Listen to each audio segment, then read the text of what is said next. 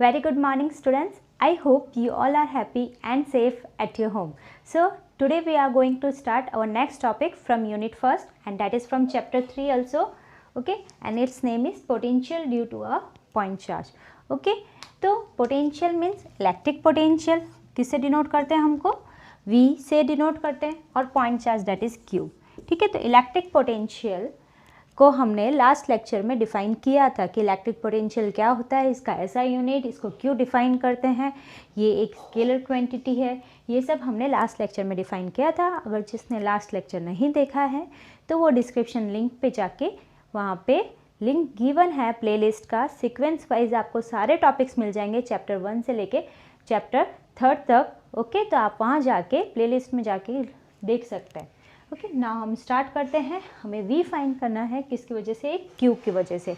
Okay, point charge है तो हमने सबसे पहला हमारा स्टेप होगा कि हम एक पॉइंट चार्ज ड्रॉ करें.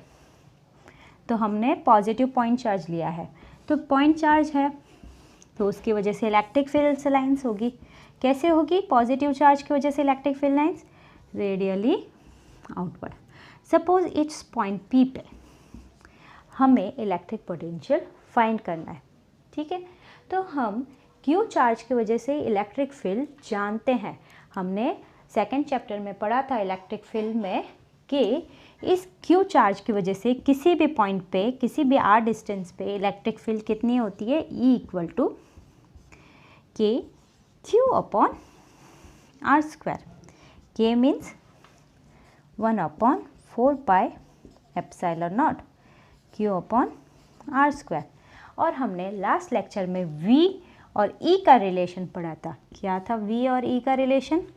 कोई भी potential difference VB minus VA, suppose A से चार्ज हम B पॉइंट पे लेके जा रहे हैं, that is VB minus VA equal to minus integration A to B vector E dot dl.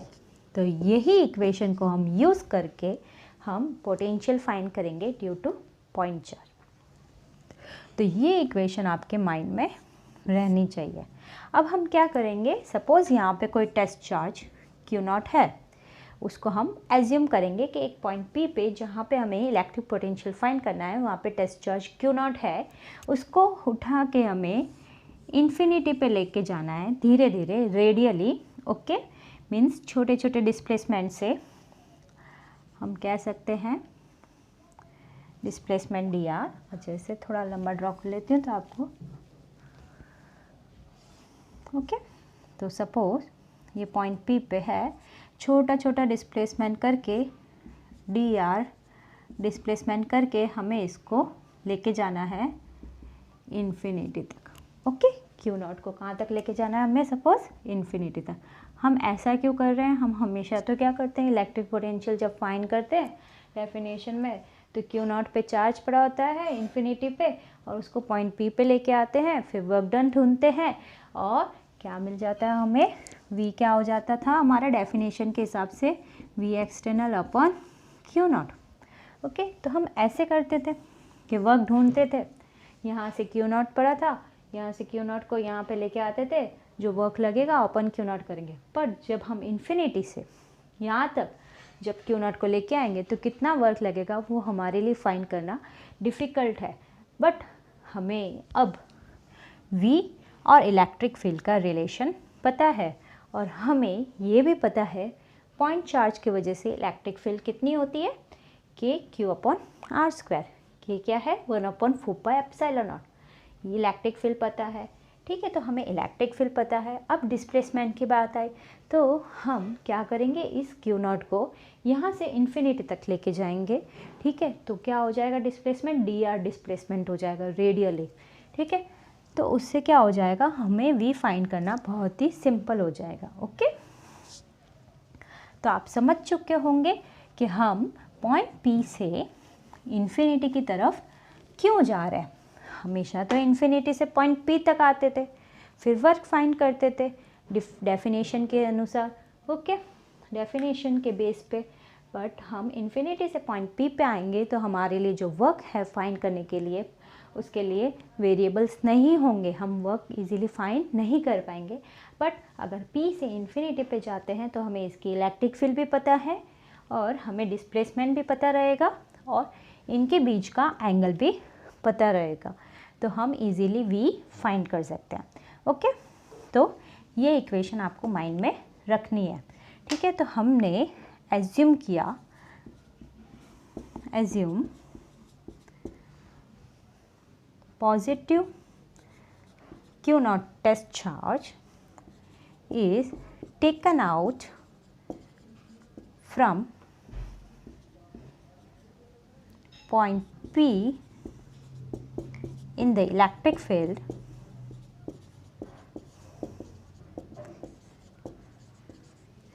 to infinity। Okay, तो क्या हो जाएगा, हमारा इनिशियल पॉइंट क्या है P और फाइनल इन्फिनिटी। तो हम लिख सकते हैं V infinity minus VP minus vector E dot, और डिस्प्लेसमेंट हम क्या ले रहे हैं, रेडियल डिस्प्लेसमेंट dr, और इन्फिनिटी पॉइंट P से हम जा रहे हैं इन्फिनिटी। ओके, तो V इन्फिनिटी क्या होता है, 0। इन्फिनिटी पे पोटेंशियल क्या होता है, 0, तो ये हो जाएगा 0। ओके, तो हम लिख सकते हैं minus VP minus P to infinity. अब ये डॉट प्रोडक्ट है, वेक्टर E डॉट dr। अब आप देख सकते हैं E क्या है इस साइड, ठीक है, वेक्टर E क्या है इस साइड रेडियली, dr भी किस साइड जा रहे हैं, हम इस साइड जा रहे हैं, डिस्प्लेसमेंट भी रेडियली ले रहे हैं। तो E और dr के बीच में, E और dr के बीच में एंगल कितना है, theta equal to 0 degree. Theta अगर 0 है तो डॉट प्रोडक्ट है, डॉट प्रोडक्ट के लिए कॉस थीटा आता है, तो कॉस 0, तो कॉस 0 क्या हो जाएगा 1, तो E dr cos 0 degree date is minus VP minus P से इन्फिनिटी, पॉइंट P से इन्फिनिटी जा रहे हैं E dr, कॉस 0 की वैल्यू क्या होती है 1 होती है। ओके, अब E की वैल्यू पुटअप करेंगे हम लोग from equation first. Okay, E की वैल्यू पुटअप करेंगे फ्रॉम इक्वेशन फर्स्ट, तो हमें VP potential at point P हमें मिल जाएगा। ये आप नोट डाउन कर लीजिए।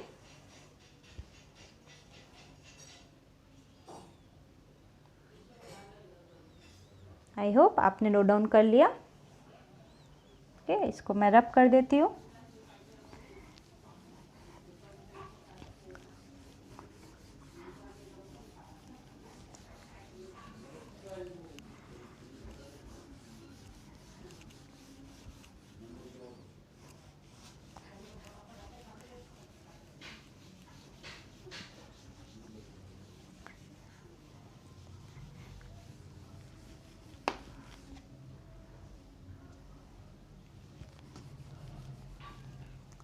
ओके, तो हमने यहाँ तक कर लिया था, minus VP equal to minus P से इन्फिनिटी जा रहे थे हम, ठीक है, E dr, डॉट प्रोडक्ट हट गया था। ओके, नाउ माइनस माइनस क्या हो जाएगा, कैंसल आउट हो जाएगा, तो P से इन्फिनिटी E की वैल्यू पुटअप कर लेते हैं, that is 1/4 pi epsilon not Q upon r square dr। Okay, तो E की वैल्यू पुटअप कर ली अब हमने। अब इसमें से आप देख सकते हैं कि ये जो है वो कांस्टेंट है 1/4 पाई एप्सिलॉन नॉट, उसको इंटीग्रेशन के बाहर निकाल लो, तो P टू इन्फिनिटी, Q भी कांस्टेंट है तो Q को भी हम बाहर निकाल लेते हैं, सिर्फ क्या बचा 1/r स्क्वायर dr। ओके, अब 1/r स्क्वायर का हमें क्या करना है, इंटीग्रेशन। तो इंटीग्रेशन का आपको फॉर्मूला याद होना चाहिए, x⁻n का अगर इंटीग्रेशन करना है तो क्या होगा, x⁻n + 1 अपॉन n + 1, यानी अगर यहाँ पे 2 है तो 2 + 1, 2 + 1, अब 1/r स्क्वायर है, 1/r स्क्वायर का मतलब क्या होता है, ऊपर अगर लेके जाएं तो r raise to -2 4 pi epsilon naught p से infinity r raise to -2 dr। Okay, तो r रेज टू -2 का अगर इंटीग्रेशन करते हैं तो आप देख सकते हैं r रेज टू -2 का dr का इंटीग्रेशन करेंगे -2 + 1 अपन -2 + 1। ओके, ठीक है, तो -2 + 1 क्या होगा, r -1 अपन -1। ठीक है, तो r -1 का मतलब क्या होता है, r -1 अपन -1। तो q अपन 4 pi epsilon naught r raise to -1 अपन -1, तो माइनस वो जो है मैं बाहर लिख अपन 4 पाई एप्सिलॉन नॉट, तो माइनस। ओके, p से इन्फिनिटी। अपन ने इंटीग्रेशन तो कर लिया है ना, तो अब हम इसको बॉक्स में लिखेंगे r रेज टू -1 अपन -1 p से इन्फिनिटी। ओके, अब यहाँ पे आप देख सकते हैं r रेज टू -1 का मतलब क्या होता है, r रेज टू -1 का मतलब होता है 1/r। जिस तरीके से r रेज 1/r² को ऊपर जब लेके जाएंगे तो r रेज टू -2 होता है, उसी तरीके से r रेज टू -1 मतलब 1/r। अब हम यहाँ पे माइनस की साइन है पहले, ठीक है, तो इसको अगर हम रिवर्स करते हैं p को ऊपर और इन्फिनिटी को नीचे, तो माइनस की साइन को हम इग्नोर कर सकते हैं, वो नेग्लेक्ट हो जाएगी, हट जाएगी, कट हो जाएगी। ठीक है, तो q अपन 4 पाई एप्सिलॉन नॉट। ठीक है, तो पहले तो r रेज टू -1 को मैंने लिख दिया 1/r, अब p को ऊपर लिख दिया और इन्फिनिटी को नीचे लिख दिया, तो माइनस जो है वो कैंसिल आउट हो गया। ओके, नाउ इनकी हम क्या पुटअप करेंगे, value, upper limit minus lower limit, तो q 4 पाई एप्सिलॉन नॉट। ठीक है, तो पहले p पुटअप करेंगे, अपर लिमिट कौन सी है, p, तो हम बोलेंगे 1/r p। ओके, और यहाँ पे हम क्या लिखेंगे, इन्फिनिटी, तो -1/इन्फिनिटी। ये p क्या है, पॉइंट p है, तो हम कह सकते हैं कि यहाँ से लेके यहाँ तक का जो डिस्टेंस है वो है rp। ठीक है, पॉइंट p तक का डिस्टेंस है rp, तो हम यहाँ पे पॉइंट p की जगह डिस्टेंस लेंगे rp। क्या लेंगे, rp। थोड़ा चेंजेस कर लेना आप, ठीक है, ज़रूरी नहीं है आगे तक p लिखा है तो यहाँ से आप rp कर सकते हैं। ठीक है, distance up two point p। Okay, distance up two point p। ठीक है, तो यहाँ पे अपर लिमिट पे क्या रखेंगे, rp -1/इन्फिनिटी। ओके, तो 1/इन्फिनिटी क्या होता है, 0 होता है, तो हम कह सकते हैं vp = q upon 4 pi epsilon not 1/rp। ये टर्म हो जाएगा 0, तो 1/r। ठीक है, पॉइंट p, तो इसको मैं इधर लिख लेती हूँ। ओके, आई होप आप लोगों ने डायग्राम ड्रॉ कर लिया होगा।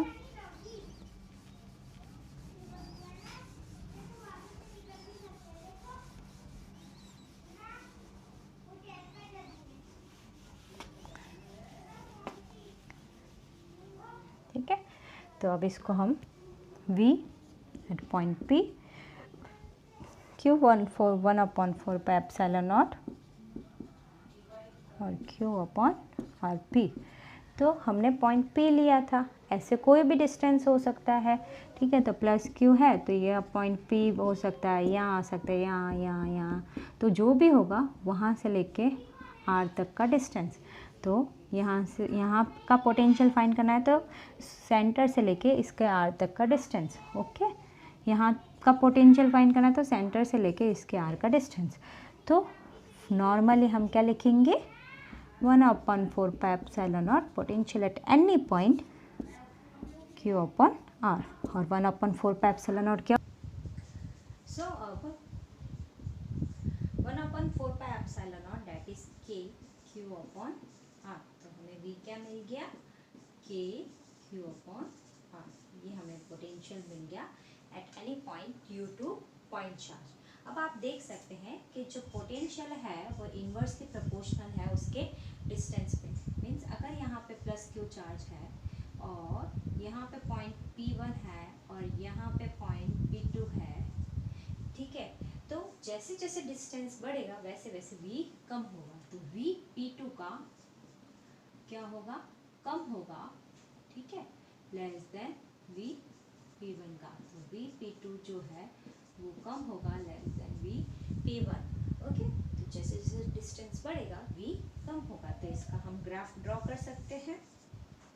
ये V है, इधर R ले लो, तो इन्वर्सली प्रोपोर्शनल यानी डिक्रीज हो रहा है, ठीक है, इन्वर्सली डिक्रीज हो रहा है, यहाँ शो कर दो। ओके, नाउ अभी हमने किसके लिए देखा था, प्लस क्यू चार्ज के लिए। अगर इसकी जगह माइनस क्यू चार्ज है तो V की वैल्यू क्या हो जाएगी, तो V की वैल्यू नेगेटिव हो जाएगी, क्योंकि ये मैग्नीट्यूड ऑफ चार्ज पे भी डिपेंड करता है for negative charge.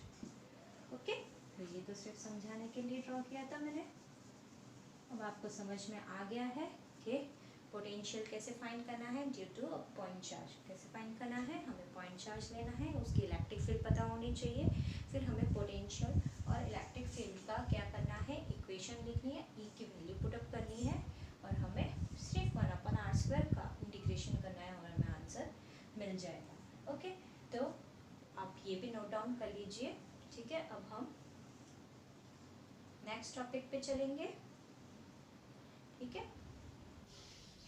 Now next topic है हमारा potential due to group of electric charges.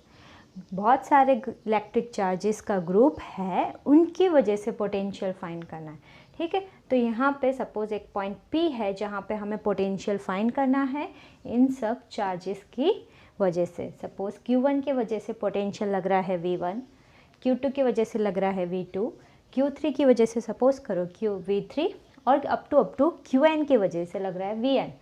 तो आपको पता है कि पोटेंशियल क्या है, एक scalar quantity, it is a scalar quantity है, ठीक है। तो स्केलर क्वांटिटी के अंदर हम सिंपली स्केलर समेशन कर सकते हैं, सिंपली इनको समेशन कर सकते हैं, ठीक है। तो V equal to V1 due to charge Q1 plus V2 plus V3 up to Vn due to charge Qn। तो हमने V फाइंड किया अभी पॉइंट चार्ज की वजह से। क्या फाइंड किया था हमने V पॉइंट चार्ज की वजह से? हमने V फाइंड किया कि Q अपॉन R। तो अगर Q1 है तो Q1 अपॉन यहाँ से लेके यहाँ तक का पोजीशन है R1, तो K क्या होता है 1/4 पाई एप्सिलॉन नॉट। तो 1/4 pi epsilon not Q1 upon R1 plus 1/4 pi epsilon not that is K Q2 upon R2 plus up two plus 1/4 pi epsilon not Qn upon Rn। Okay, तो ये क्या कर रहे हैं हम, समेशन कर रहे हैं, ठीक है। तो अब हम इसको शॉर्ट फॉर्म में लिख देंगे, समेशन के फॉर्म में।